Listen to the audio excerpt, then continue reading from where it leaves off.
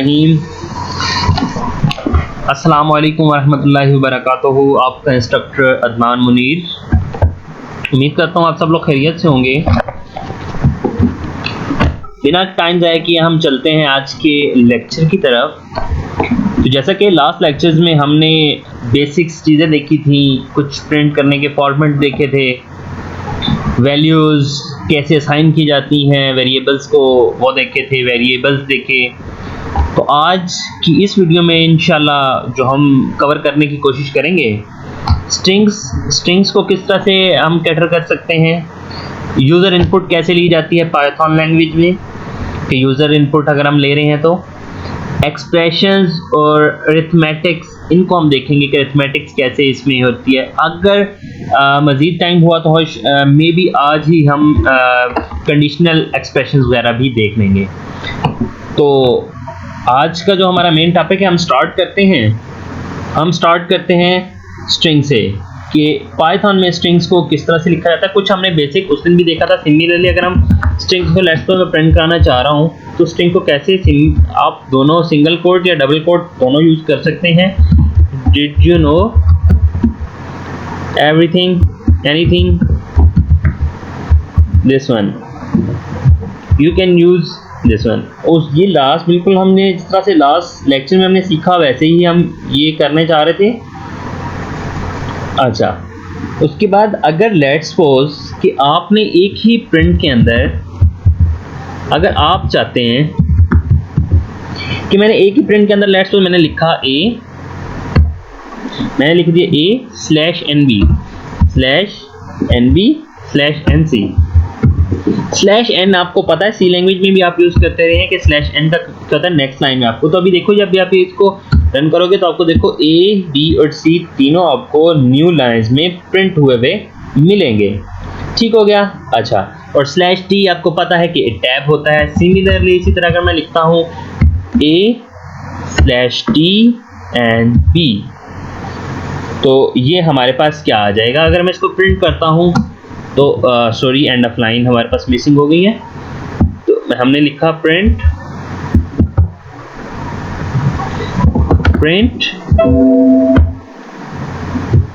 A/t mean tab B end of line and this one. तो आपको पता है एक टैब आ गई, A और B के दरमियान एक टैब का डिस्टेंस आ गया। ठीक हो गया।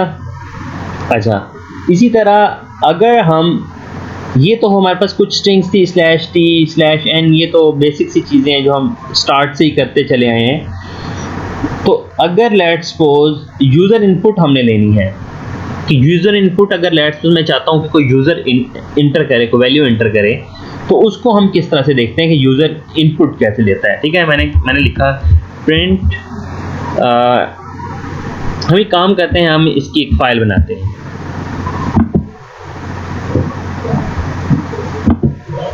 हमने उस दिन जो की थी यही हम यूज़ करते हैं।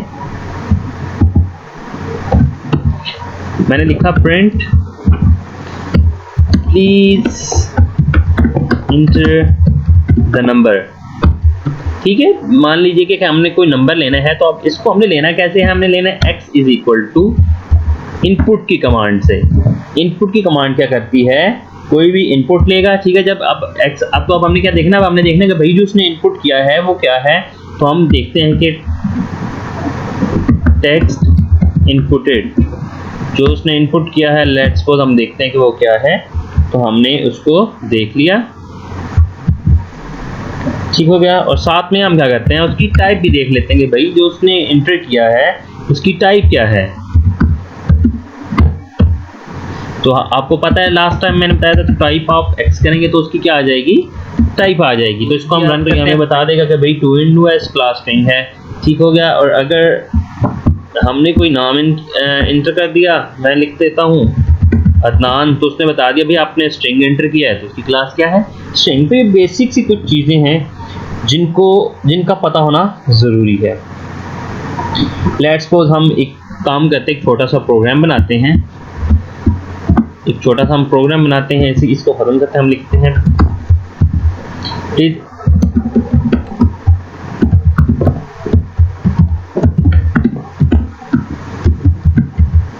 अच्छा, हम क्योंकि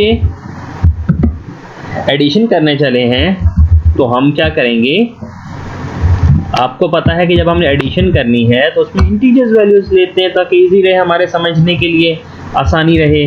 ठीक हो गया। साथ में हम लिखते हैं x is equal to input, क्योंकि एक तो हमें इनपुट का थोड़ा सा आइडिया हो जाएगा कि इनपुट कैसे। तो अब हमने क्या करना है, एक और नंबर एंटर करना है। सिमिलरली मैं क्या करता हूँ, इसी को कॉपी कर देता हूँ ताकि आसानी रहे, हमारे टाइम की बचत हो जाए। Please inter and other.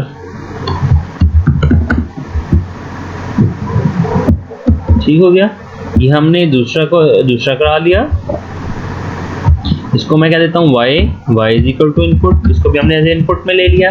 ठीक हो गया। अब सिंपली हम क्या करते हैं, हमें पता है ये इंटीजर्स हैं तो लेकिन फिर भी हम क्या करते हैं, एक नंबर 1 करके हम क्या कह देते हैं int ऑफ x को इंटीजर बना दिया।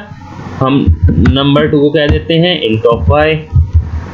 ठीक है। अब हमने इनको क्या कर दिया, इनको x और y को हमने इंटीजर्स में कन्वर्ट कर दिया।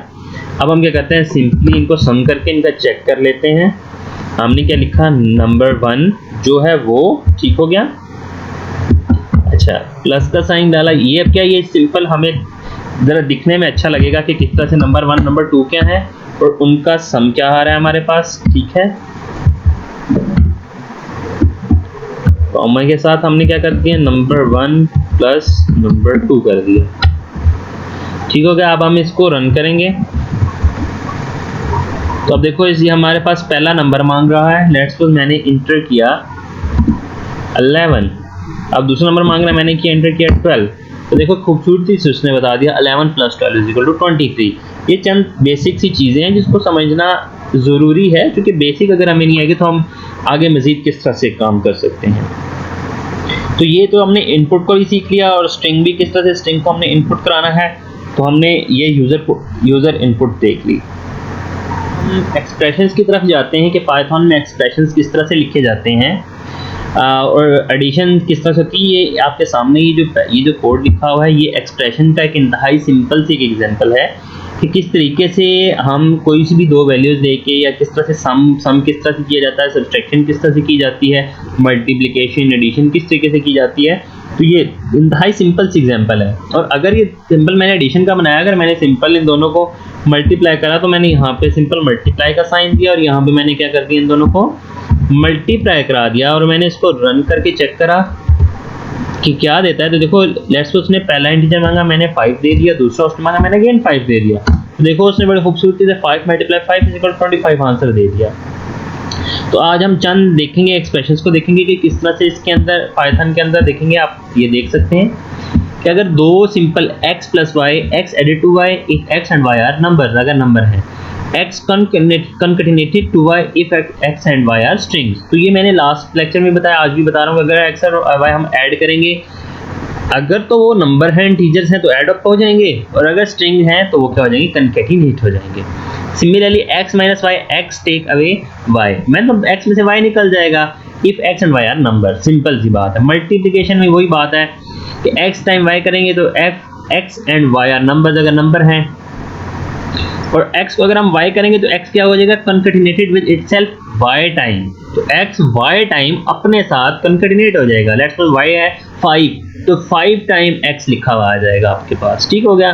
सिमिलरली ये आप x डैश स्लैश y करते हैं तो ये डिवाइड है आपके पास अगर नंबर होंगे, और डबल स्लैश आप करेंगे तो आपको पता है floor of x divided by y।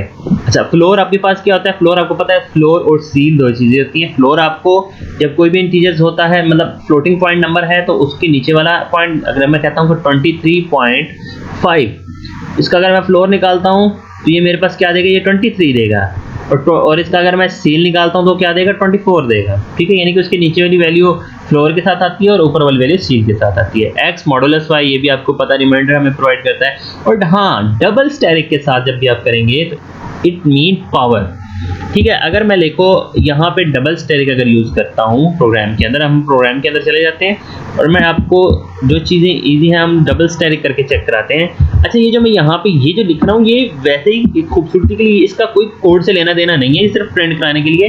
यहाँ पे जो है, यहाँ पे मैं 2 दूंगा तो इट मीन पहले नंबर का पावर लिया जा रहा है। यानी कि अगर मैं कोई सा भी इंटर करूँगा, लेट्स सपोज मैंने इंटर करा, पहला नंबर मैंने इंटर करा 5, और साथ में ही मैंने इंटर कर दिया दूसरा नंबर भी 2। अब देखो मान लेते हैं कि 5 2 कितना होता है 25, तो ये वही है 5 की 2 रेज़ पावर हो गया, तो ये हमारे पास 25 आंसर आ गया। इंतहाई बेसिक सी चीज़। तो इस तरह से हमारे पास एडिशन मल्टीप्लिकेशन सारी चीज़ें सेम जिस तरह से दूसरी लैंग्वेज में होती हैं सेम इसी तरीके से इस लैंग्वेज में हमारे पास हैं। यूज़र से किस तरह से इनपुट लेके की जाती है वो भी हमने देख लिया। अच्छा लेट्स सपोज कि मेरे पास कोई वैल्यू है कि इनपुट जिसमें करा है कि मैं कहता हूँ कि वो इंटीजर वो लेट्स सपोज कर रहा है और मैंने उसे कन्वर्ट करना है स्ट्रिंग में, ठीक है। तो यहाँ पे सिंपली मैं क्या कर दूँगा, मैं क्या कर देता हूँ str लिखा, इसको भी str लिखा की स्ट्रिंग में। अब जो मेरे पास नंबर आएंगे वो स्ट्रिंग में होंगे, तो अब यहाँ पे मैं अगर उनकी एडिशन करता हूँ तो वो क्या होगी, उनकी कंकैटिनेशन होगी। तो अभी आप यहाँ पे देखिएगा, अगर मैं यहाँ पे सिंपल दोनों करता हूँ और मैं कोई से भी मान लीजिए 2 नंबर देता हूँ, तो ये स्ट्रिंग्स में पास कर रहा हूँ क्योंकि मैंने उनको चेंज कर दिया, टाइप चेंज कर दिया स्ट्रिंग में। तो मैंने एक 5 दिया, ये एक स्ट्रिंग होगी, दूसरी 5 दिया, दूसरा इनका कंकैटिनेट हो गया, आंसर 55 आएगा। तो आप देख सकते हो ये कंकैट हो गया। ये कंकैटिनेशन की एक बेहतरीन एग्जांपल आपके सामने किया जाता है। उसकी कंट्रोल C अगर आप प्रेस करोगे तो कीबोर्ड इंटरप्ट आ जाता है, तो वो अपने उस मौजूदा सूरत से निकल जाता है। लेट्स सपोज हम डिवाइड, आपको पता भी मैंने जो बताया, डिवाइड बाय लेट्स सपोज 2 करा तो मेरे पास आंसर सिंपल 5.0 सिंपल आंसर आ गया, ठीक हो गया। x मल्टीप्लाई इसी तरह 10 मल्टीप्लाई बाय 2 करा तो मल्टीप्लिकेशन हो गई। ये सारे एक्सप्रेशंस हैं, ठीक हो गया। और अगर मैंने डबल के साथ मैंने करा ऐसे तो ये भी 5 ही देगा, लेकिन अगर चूंकि वैल्यू फ्लोर और सीड का मैंने आपको कंसेप्ट ऑलरेडी मैं बता चुका हूँ आपको। अच्छा फिर ऑपरेटर प्रेसिडेंस क्या होता है, मतलब कि कौन सा पहले होगा। अगर आपके पास डिवीजन है, मल्टीप्लिकेशन है, सब्ट्रैक्शन एंड एडिशन है, तो आपने सबसे पहले क्या परफॉर्म करना है। लेट्स सपोज यहाँ पे मैं लिखता हूँ 2 प्लस 3 लिखा, साथ में मैंने मल्टीप्लाई बाय 4 कर दिया, ठीक हो गया। तो अब सबसे पहले क्या होगा, क्या 2 + 3 सबसे पहले होगा, फिर मल्टीप्लाई बाय 4 होगा, या 3 मल्टीप्लाई बाय 4 और 4 मल्टीप्लाई बाय 3 होगा देन 2 होगा। हमने इसका आंसर चेक किया, आंसर क्या आ रहा है 14, क्योंकि ये सिंपल मैथ के रूल हैं कि ये दोनों आपस में क्या।